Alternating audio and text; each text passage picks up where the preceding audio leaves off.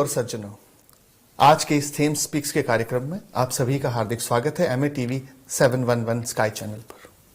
आज का Thames speaks programme उस विषय पर है जिस विषय पर शायद कई लोगों की जिंदगी को छूता है, और विशेष बात है कि हमारे बीच में ऐसे गेस्ट्स मौजूद हैं जो उन चीजों के बारे में डिस्कस करने के लिए हमेशा तैयार रहते हैं। हमारे पास विषय बहुत हैं, सब्जेक्ट्स बहुत हैं, उन पर चर्चाएं बहुत हैं, पर लोगों की आकांक्षाएं, अपेक्षाएं और वो लोग जो इन चीजों से पीड़ित हैं उनके लिए बहुत कम लोग ऐसे हैं जो उनके लिए आवाज उठाते हैं।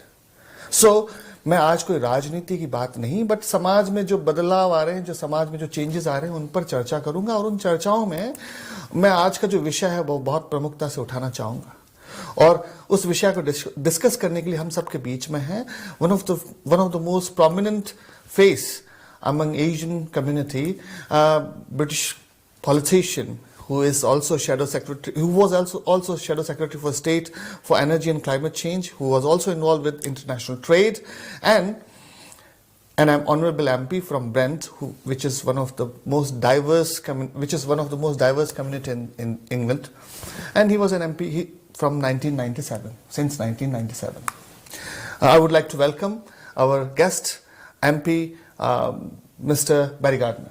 Harendra, thanks very much. Lovely to be with you. It's really great talking to you, and we discuss a lot of topics in length, and I'm sure all those topics which we have discussed today before the program, definitely the audience, those who are watching us, they will also enjoy those topics. Well, the great thing is if they don't enjoy it, they can just switch off. But I think, but we don't want them to. We want them to join in the conversation. I agree with you, because the topics which you have raised, the topics which you have discussed with me, I really feel that they're very close to the people's issues. They touch lives of those people, those who are suffering, and especially there are a lot of people, those who are silently taking these things, these treatments in a certain way, and they are not able to express their pain and sorrow publicly. So in reality, you are giving voice to them. Well, yes, that's what a parliament is, because of course it comes from the French word parler, to speak. So you talk about Thames speaks. Yeah. The parlement is the place where one parleys, where one speaks. And that's exactly right. My job is to speak for the community, and to make sure that the concerns of the community are addressed. Thank you. I think a lot of people, those who are new to this country, especially those who came in the last 10, 15 years, those who are new immigrants, and those who are here, probably they are all highly interested in your political journey. There's one reason for that, because first thing, you are working with a community which is one of the most diverse community. You have established yourself not only as a politician, but as a real, true visionary leader. People really love you. So they want to know the reason, what was your political journey, how did it start? Well, it was very simple. I didn't want to be a politician. What did you want to become? I wanted to become a priest. I was going to become a priest. And at the time, I was living in a very deprived area in Edinburgh. It's been made quite famous, actually, in the UK through a movie called Trainspotting. So this community was the centre of the heroin trade. It was the centre of the AIDS epidemic. It was an incredibly poor community, and my wife and I lived there when we were in our early 20s, and we were part of a Christian community there. But we ran the house as an open house for people to come in and really for kids to get some adults to talk to, because many parents were not terribly good parents. I understand. I think in those days you have seen those challenges. Yeah, we're talking 40 years ago. Yes. So it's a long time ago now. But when we were there, we ran youth facilities. But at the time, what happened was the local council decided that they would sell off over 700 of the council houses that we lived in. the difficulty was they didn't have the courtesy to tell us, the people who lived there, that that was what they were doing. So we opened our evening newspaper, and You came to our your own home houses was on up sale. ourselves. So that made me think, well, maybe I should get involved in politics, or if I didn't really have the right to complain about politicians and what they did. So I became gradually more and more politically active, and one could say I felt God calling me in a rather different direction. I agree with you. I think you wanted to become a priest, but finally you ended up as a parliamentarian. And still, as a priest, you were supposed to spread the word of the God. Now, you have chosen public as a God, and you're spreading their word in the parliament. I think this is the difference. That's what I can see. You have raised different issues. Recently, I heard something about universal credit cards. What's about that, and did you do something about that? Well, look, recently I've written to the government about this, because we're about to see what is the largest cut in welfare payments since the welfare state began. That will be £20 off universal credit. And we live here in a borough, in the London Borough of Brent. We're talking about probably 3 in every 10 children are living below the poverty line. And you have seen, I'm sure, the queues for the food banks. When the food banks were at the BIA, the Brent Indian Association. And people relied on that to be able to feed their families. So this is a huge hit for some of the people who are already the poorest people in our community. And I feel it's wrong, and so I wrote to the government to ask them to maintain the level of payments that there are. I'd like to see them increase it, but certainly to cut by £20, I think, is going to hit many, many families very hard indeed. Especially kids in the families. It will increase malnourishment. It will also affect their studies. Hunger is also a bigger challenge. We never thought that hunger will be a challenge in Western world, especially in UK, but I can see the way queues are increasing day by day in different centres in London. Definitely this is a sign where government and other people should, or politicians should start thinking that how can we face this challenge and what will be the remedy for it. Yes. There are a lot of things, but I think the main question which I really want to discuss with you about is, I have read newspapers, I have read on a few websites, on social media posts. There are only 3 words, and then I have seen your photograph, and then I thought I should ask you about this. And that's about fire and rehire. I just read about it, but I really want to hear from you what it is about, and why are you thinking this is so important at this stage that you have to take this issue in the Parliament? Sure. Well, let me set out, first of all, how it is that I'm presenting this bill in Parliament, because it's quite by chance. I mean, I really mean that. It is by chance, because you have to put your name into a ballot, and every year for 24 years I've put my name into the ballot and I've never come anywhere. But this year I managed to come out number 2 in the ballot, which means that I get the opportunity to put a bill of my own choice, legislation of my own choice, before Parliament to be debated. And in fact, because it's a Conservative Member of Parliament who's number 1, he is doing a bill that the government just want tidied up, so it's a small bill that he will be able to get support for. So this is the first big challenge to the government, if you like. And it's about the issue of fire and rehire, which is a very simple practice. It means that an employer can turn around to you as the employee and say, you're fired, out. But if you want your job back, then you can come in tomorrow morning and you can sign a new contract, and that new contract might give you £12,000 less each year. It might change your pension rights. It might, for the worse. It might give you more difficult terms and conditions, more difficult shift patterns. And if you don't accept that new contract, you're fired. It can also take your other benefits. It can also take all those luxuries which you were getting because of this previous job. So it can change all the terms and conditions that you have been contracted on. Now, there aren't many contracts in this world where one party to the contract can unilaterally rip the contract up and say, no, I'm not going to abide by my deal with you. I'm not going to pay you what I agreed to pay you. But I still want you to go on working. I just want you to go on working for less.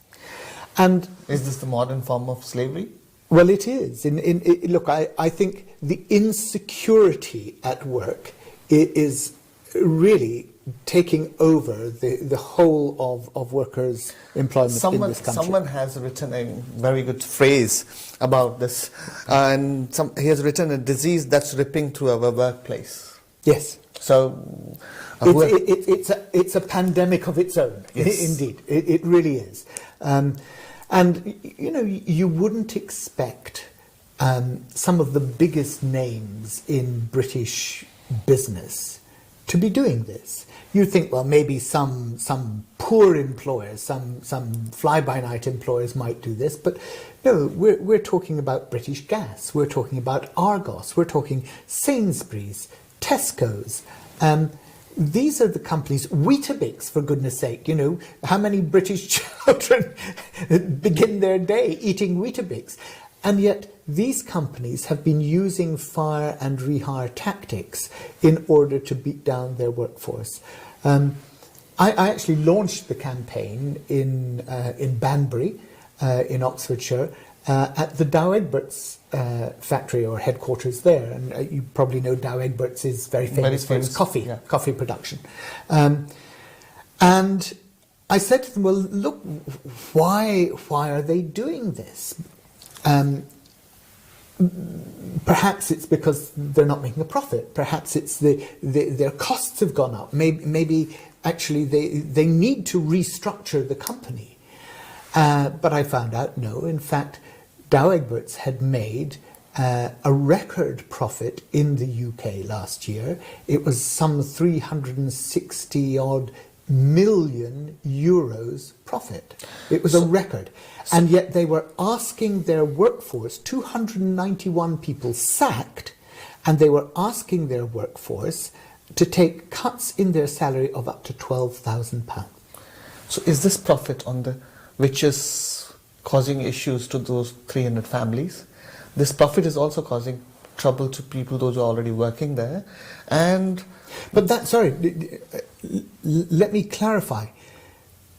That was before they introduced this. They were already making profit. My point is this was not a company that was in trouble. This was a company that was doing tremendously well, and yet the new management that had come in and taken over the company thought, we can squeeze even more profit out here, and they were giving bonuses to the people at the top in order to squeeze still further the people at the bottom. And I think anybody who looks at that has to say, that's not fair, it's not right, it's not just.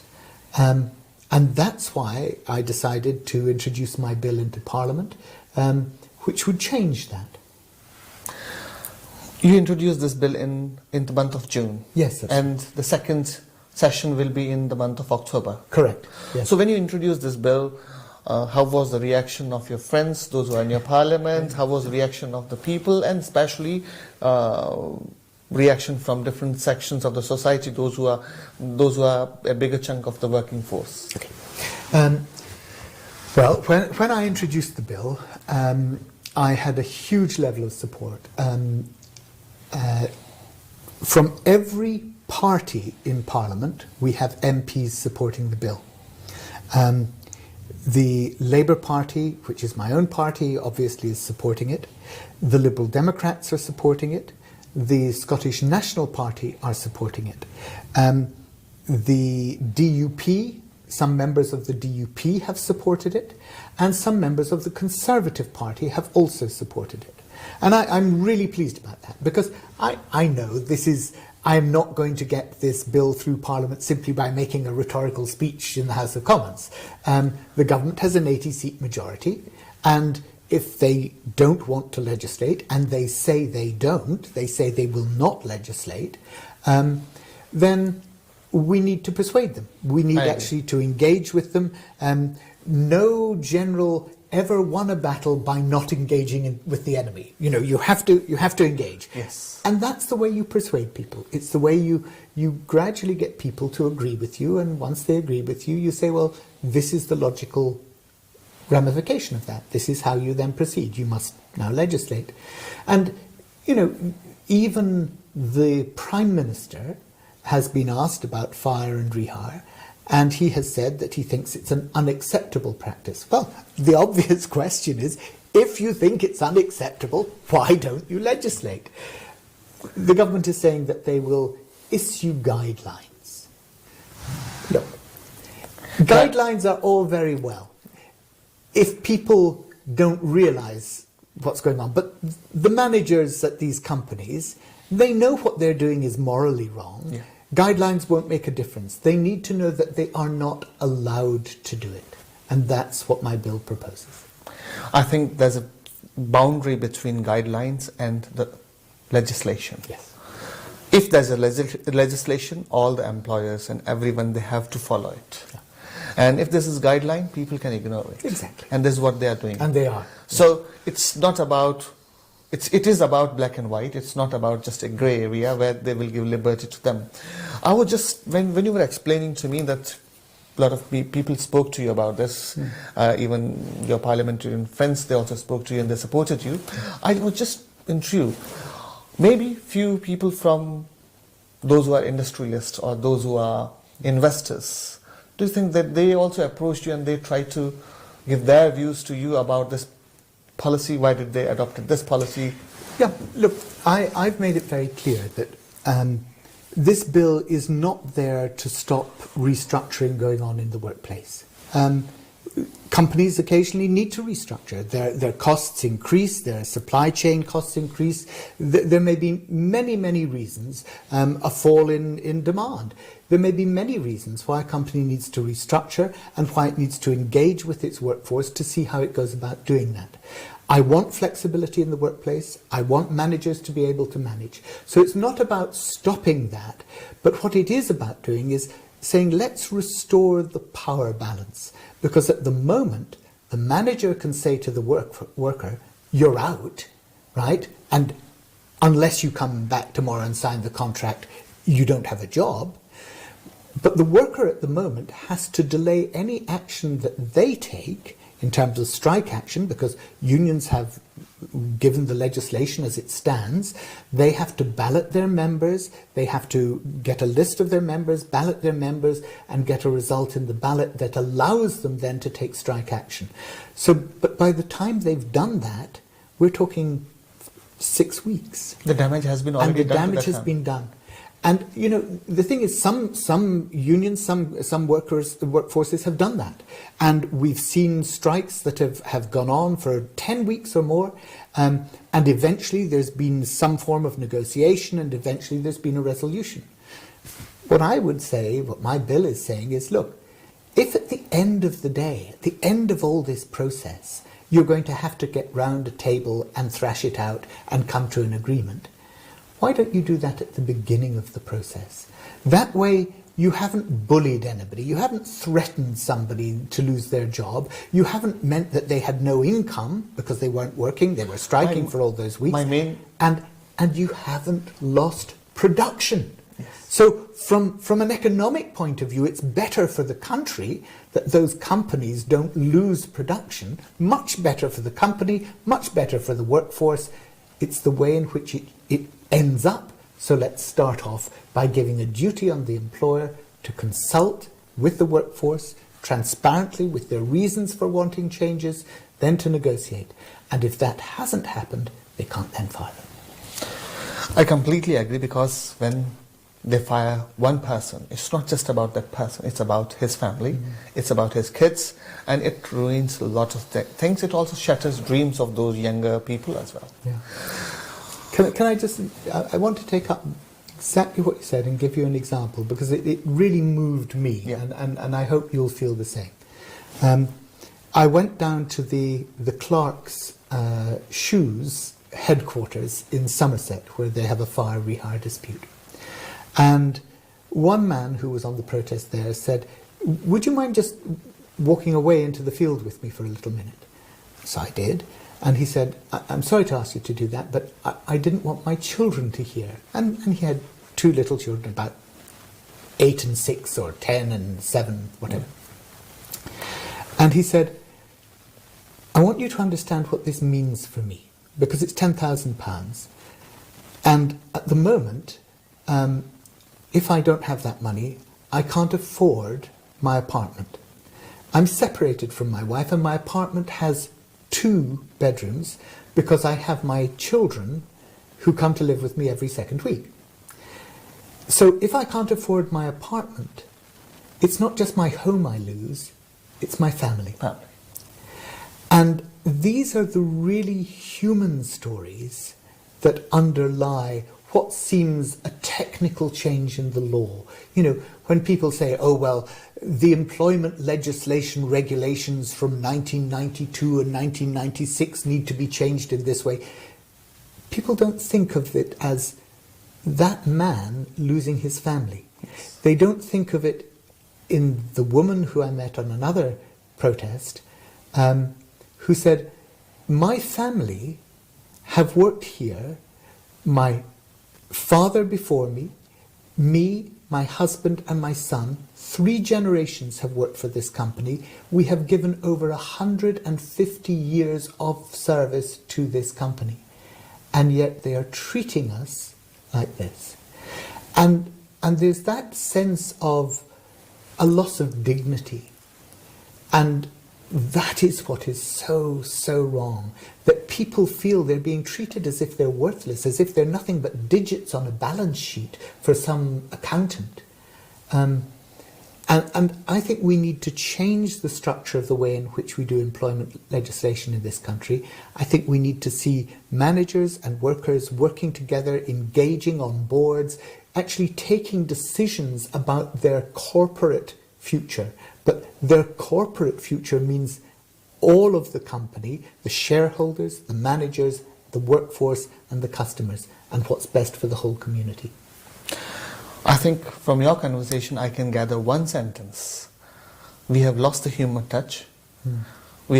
I think system and a lot of people consider us as a number or as a data.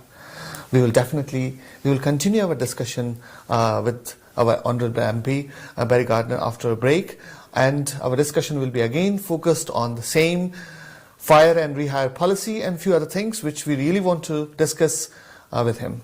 So please wait for us after the break.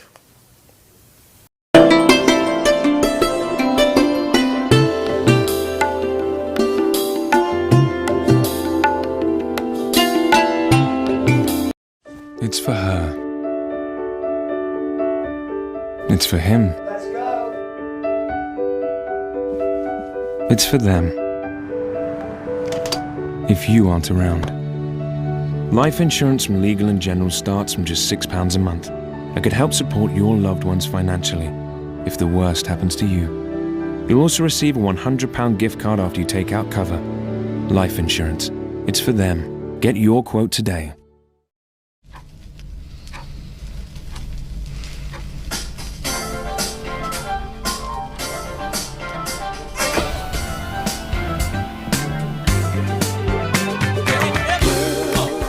Chair, gotta keep on moving, keep on grooving. Get up out of the chair, gotta keep on moving, keep on grooving. Rise, recline, relax with Oak Tree Mobility. Meet Daisy, the teenager who loves hand-me-downs. That jacket from her older sister, and those jeans from her auntie. A scoop of Vanish Whites in every wash gets rid of stains, odours, and helps keep whites from turning grey over time. Keeping clothes looking great, making those hand-me-downs easier to love. Clothes live longer with Vanish. You could build your credit score with an Aqua credit card. Check your eligibility without affecting your score. And get all the tools and support you need. At Aqua, we know you're more than your credit score. So, if you're ready to build better credit, we could help you get started. Aqua, helping you build better credit. Search Aqua Card. Representative 37.9% APR variable.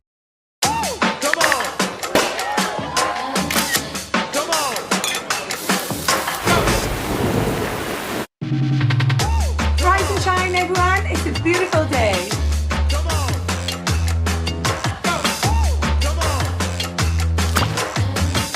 We are here to help you every step of the way.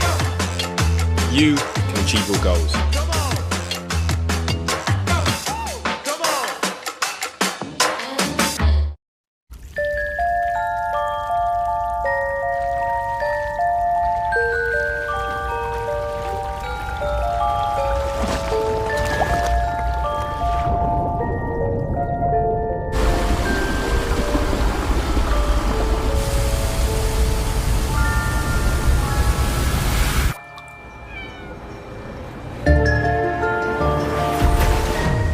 Get superior clean and shine with Finish and Bosch.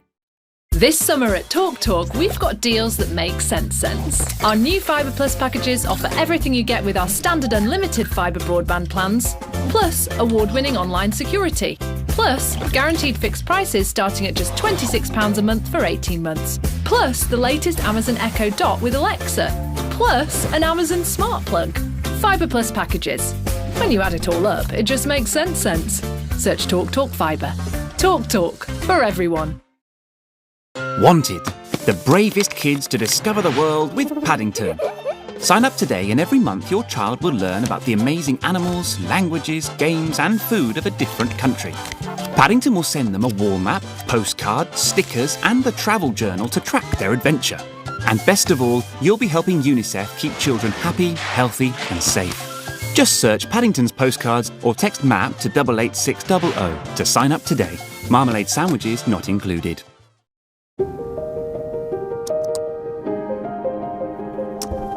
Care wildly with £10 off your first order at bloomandwild.com.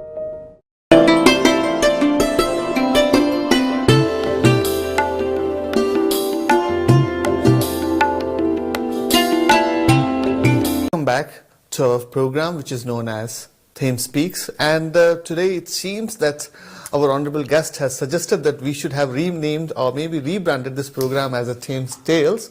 So we will continue our discussion with Barry Gardner, and who has suggested few different names for this program, and I was thrilled, and I thought in future if I will have any program I will definitely consult him. It seems he can also open and consultancy services for giving names, especially which are more rhythmical and more literary names. Alliterative, yes. Yes. Thames Talks. Thames Talks. And Thames Tales. Yes, tattling along the Thames. So I think I should consider all these names, and maybe according to the guests I should play with all these names, and then let's see which name will become more popular. So we were discussing about families, human touch, and we felt that in this modern world we are more robotic. Once Einstein famously said that this is not a problem, that how human being will be successful or how scientists will be successful in developing a machine which will act like a human being. He said the bigger challenge will be one day human being will act like a machine. Emotions will be out of that human body.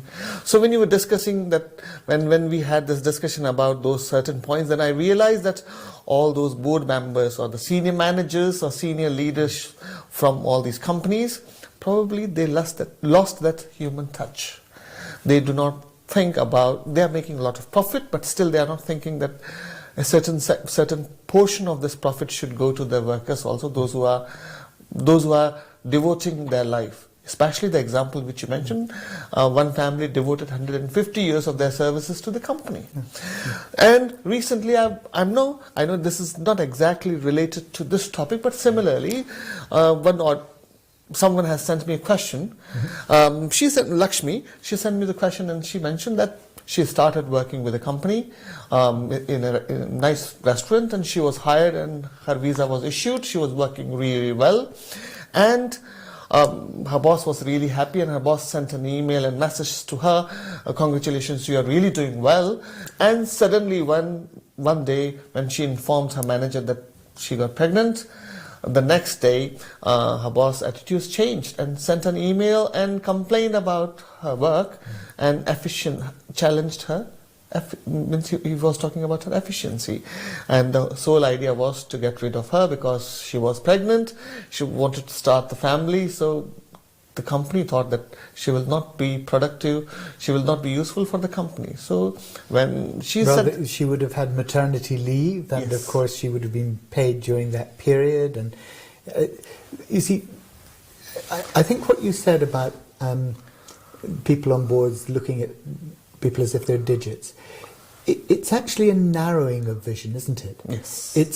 Instead of looking at your responsibility as a board member of a company or a director or a partner and thinking, okay, I have responsibilities, yes, to my shareholders, of course, but I've also got responsibilities to my customers, and I've got responsibilities to my workforce, and I've got responsibilities to the wider community. And what's happened is, in so many cases, that breadth of vision has narrowed down till all they can focus on is their responsibilities to their shareholders. And they don't mind if the quality of product diminishes to their customers. They don't mind if the quality of life diminishes for their workforce. And they have lost sight of the fact that they are part of a wider community where people need training, so they need to actually invest in apprenticeships. They need to pay taxes so that they can get a well-educated workforce.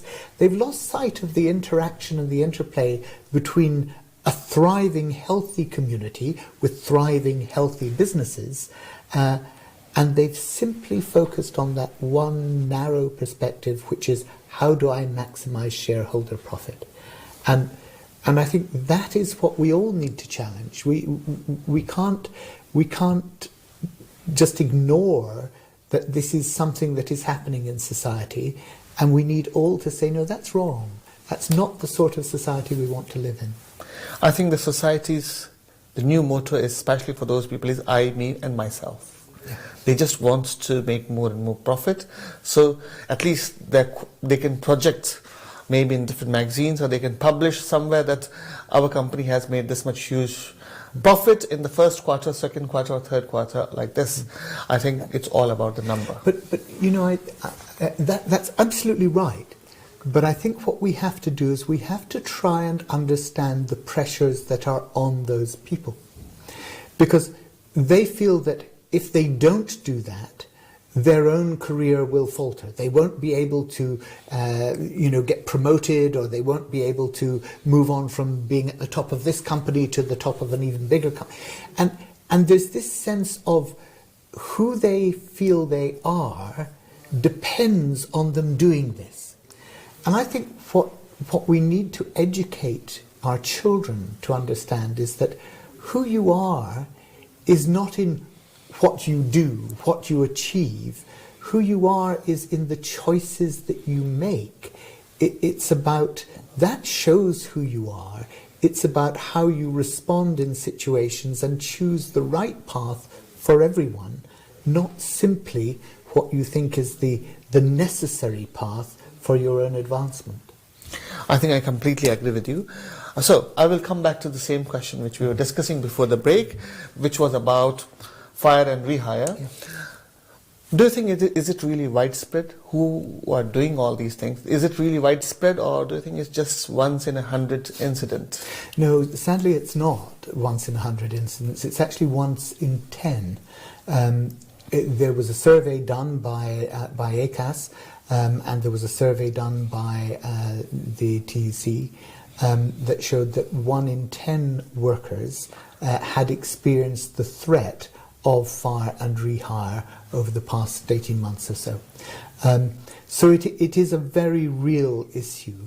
And as I say, it's not just companies who are struggling who are doing this. One can understand if a company is struggling, they say, well, we need to restructure. Now, that's no reason for bullying people. You need to then engage in dialogue like we spoke of earlier. But many companies are now doing this, and they're reaching for the nuclear option right at the beginning. They're saying, okay, we'll fire you, and then we'll negotiate from that position of strength. And as I say, we're talking about Tesco's, Sainsbury's, Argos, British Gas, British Airways, Brush Electrical, Heathrow, absolutely, British Airways, Heathrow. Centrica. Thank you. I did some homework about it. Yes. Very good. Yeah. So all of these companies, they're major employers. We're talking about hundreds of thousands of workers. I mean, if you just imagine how many workers Sainsbury's, Argos have, thousands of workers up and down the country, and yet they've used this tactic. And now, of course, at the end of last month, they were complaining that there weren't enough workers for them to have as drivers. So just a few months ago, they were deploying fire and rehire tactics. Now they're actually saying we need more workers.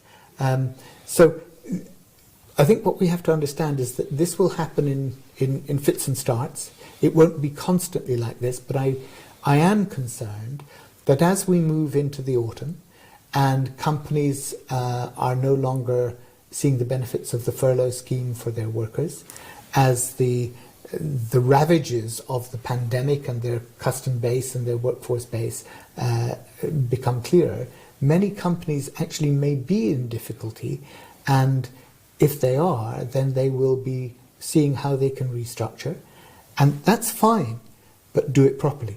Yes. Don't bully your workforce. Don't reach for the option of firing them straight off. Actually engage, consult, talk to people, and that's the way we need to go forward. I completely agree. There should be like a democratic dialogue between the company and the workforce. I also felt, yes, there are few companies, those who are in trouble, definitely they have to restructure themselves.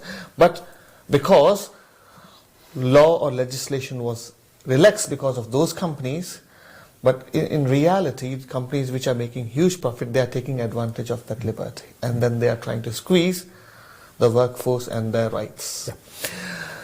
How your bill will impact this situation, how it is going to make a difference in the people's lives and after October. Yeah.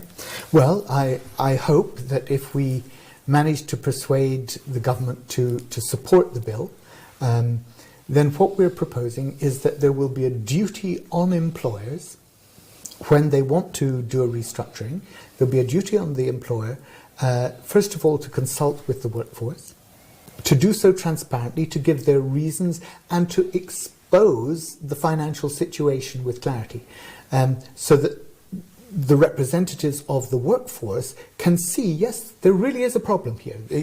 Oh gosh, yes, the supply chain costs have increased by 30%.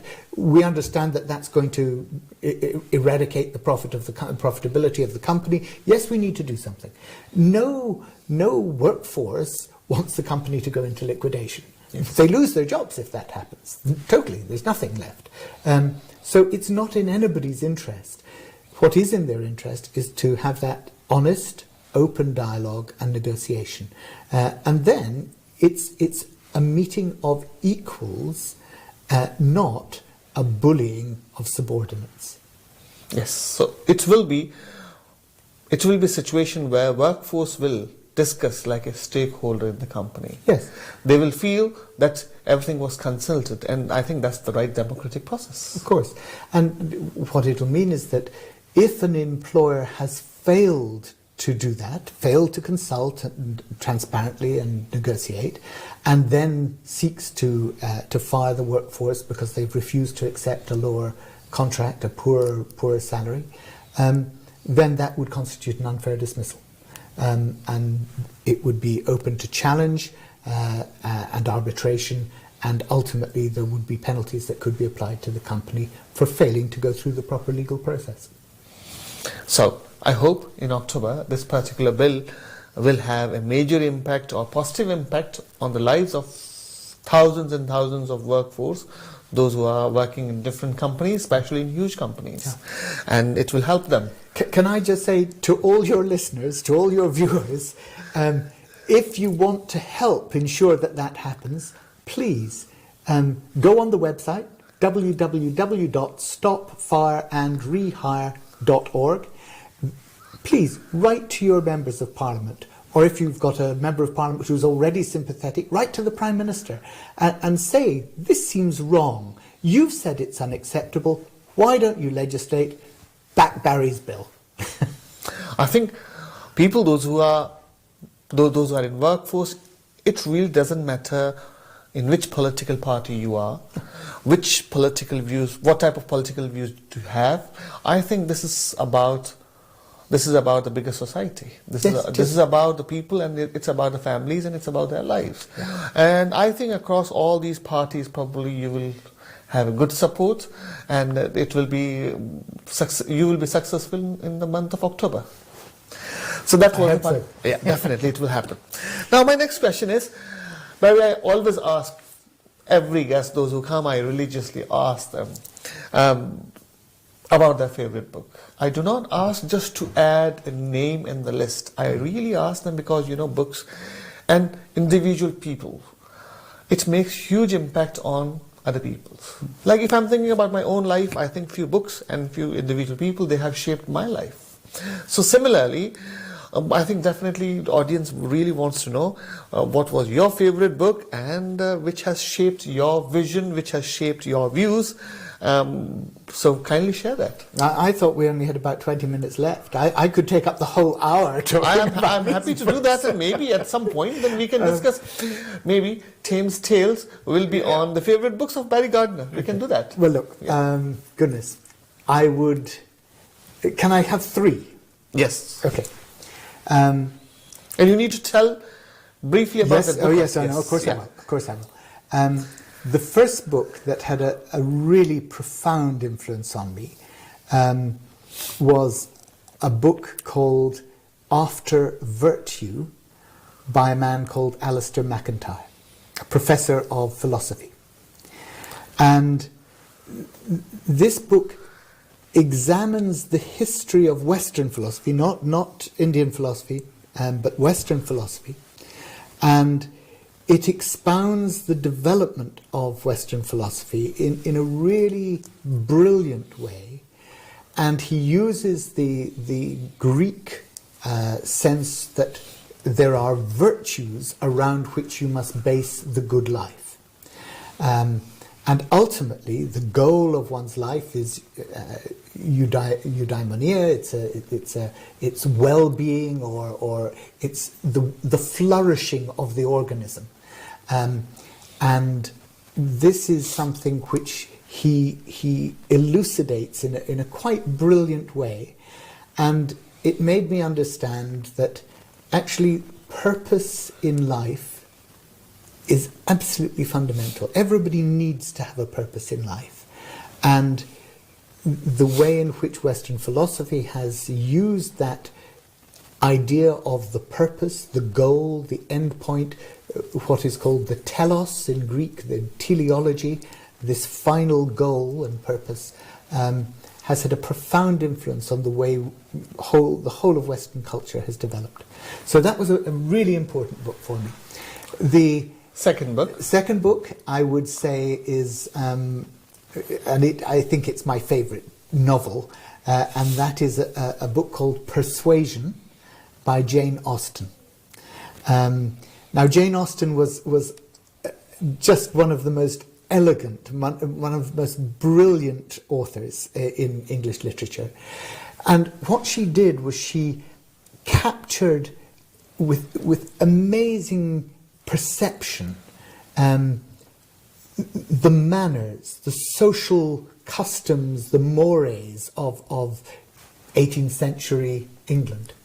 And she showed the way in which all the pomp of society was so hollow.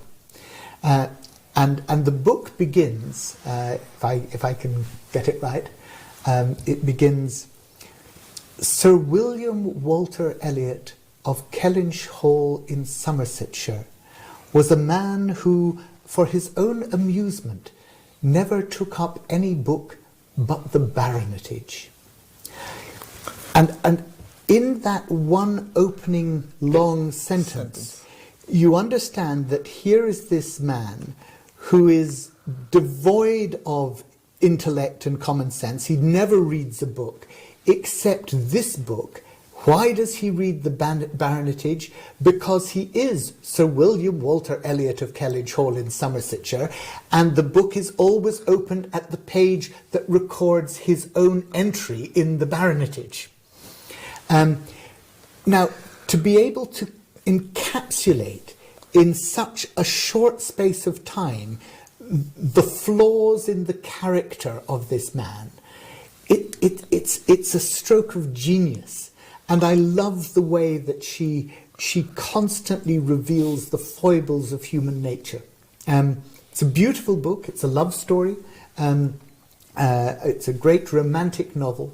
But above all, it's really acute social perception. So that's my second book. Second book. I think definitely I'm going to buy this. Okay. Yeah. Third book. The third book would be A Theory of Justice by John Rawls. Now, John Rawls was certainly the greatest political philosopher of the 20th century. You would have to go back to John Stuart Mill in the 19th century to find a character of comparable stature in philosophy, and certainly in social and political philosophy. And he wrote a very dense, very difficult book. It's about 600 pages long, but at the centre of it is, and really at the beginning of it, is a very elegant argument. And it's a thought experiment. And it says this: imagine that you are the head of a family, but you are behind a veil of ignorance.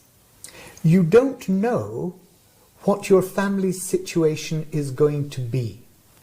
You don't know whether you're going to be born as a wealthy person into a well-to-do family, or whether you're going to be a disabled person. You don't know what, you have no idea what the fate of your lineage is.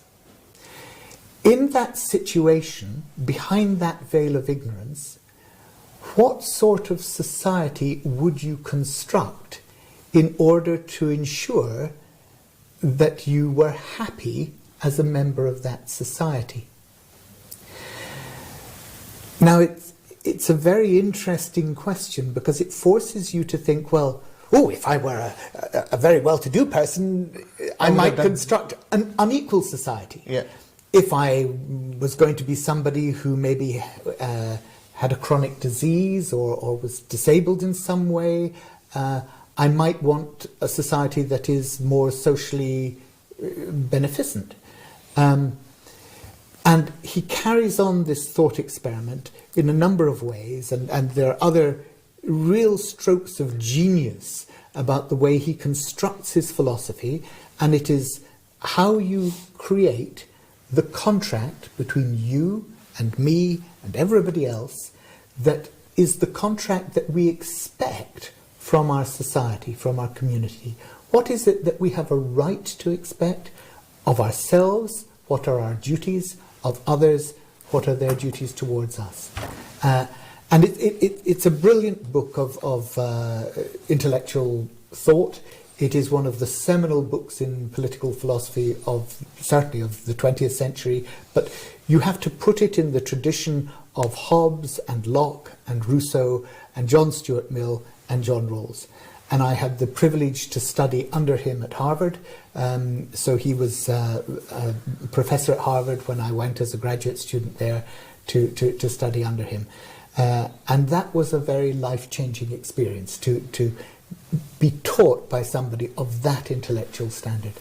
I think rightly addressed the sentence or the question which I asked earlier, that yes, there are books, but there are also people, those who change our life, those who shape our ideas, and those who give a vision to our own life. And I think you rightly said, definitely yes, these three authors, and I'm sure a lot of people, those who are watching us, they will definitely try to buy these books, try to read these books, and definitely there will be an impact on their own life and maybe impact on their children's life.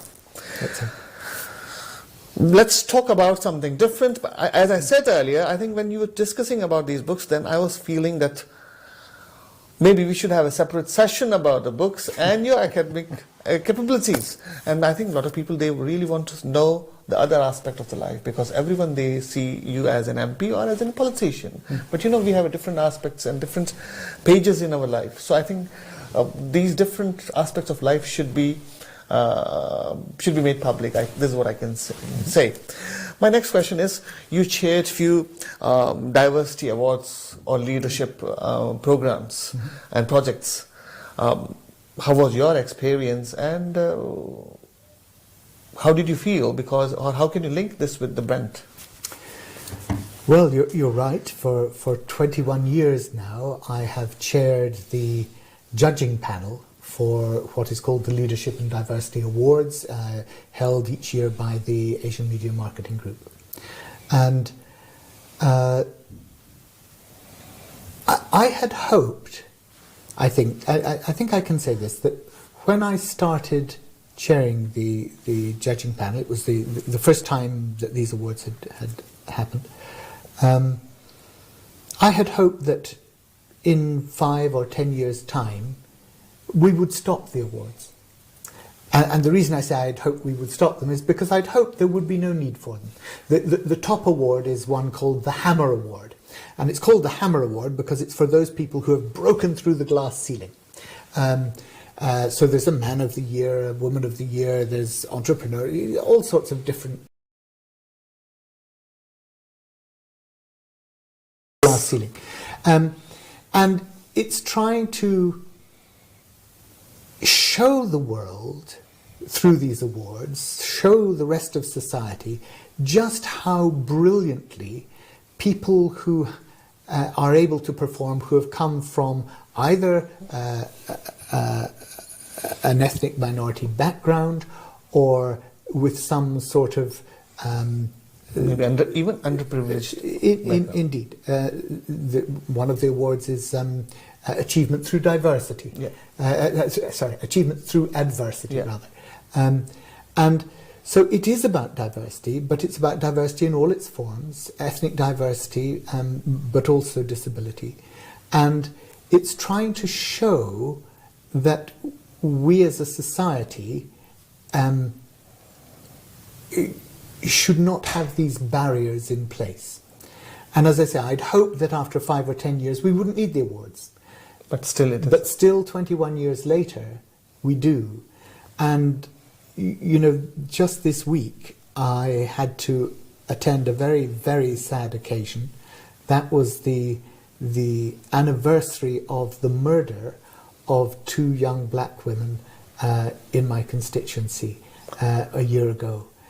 And still, women of colour find it difficult to be in a public place on their own and feel safe.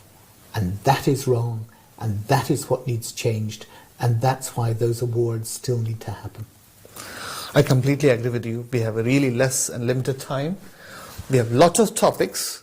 You are also, I can understand, you have an excellent amount of experience, and I think people should be benefited from that experience. But I'm really thankful you have come to the studio and you have shared your insight about your recent Parliament bill and your vision, and I'm sure all those audience, they are also feeling good when they were watching, and definitely they will support his bill as he explained earlier. Thank you very much, and it's really pleasant to see you. Great pleasure. Thank you. Thank you.